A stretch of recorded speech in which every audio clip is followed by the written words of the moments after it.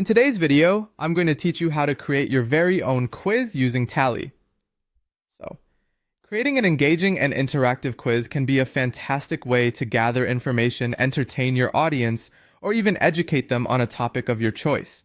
We're going to take this journey step by step, and by the end of it, you'll have a fully functional quiz ready to share.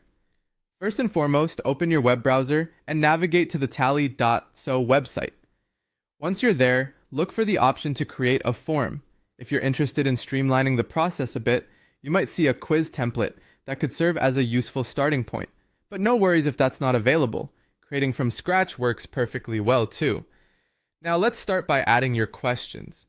This is where the heart of your quiz lies, and Tally so makes it easy to build with a variety of options. To add multiple choice questions, you can use blocks by typing watch multiple, which helps to structure your questions neatly. Feel free to get creative here. Add images or media to make your quiz more visually appealing and engaging for the participants. Next, it's time to set up a scoring system. At the top of your quiz, insert a calculated field, which we'll call score for simplicity. Initially, you'll want to set the value to 0. This will serve as the baseline where you'll tally up the points each respondent earns as they go through your quiz. The crux of scoring lies in the conditional logic blocks within Tally. So, under each question, insert a conditional logic block. This is where you design your quiz to add points to the score when a participant selects the correct answer. This feature is really powerful, as it not only provides a dynamic and responsive user experience, but also keeps your quiz competitive and fun. Once you're satisfied with your quiz questions and the logic you've set, it's essential to create a thank you page. This concluding step serves a dual purpose. It not only appreciates your respondents for their time and participation, but also displays their score.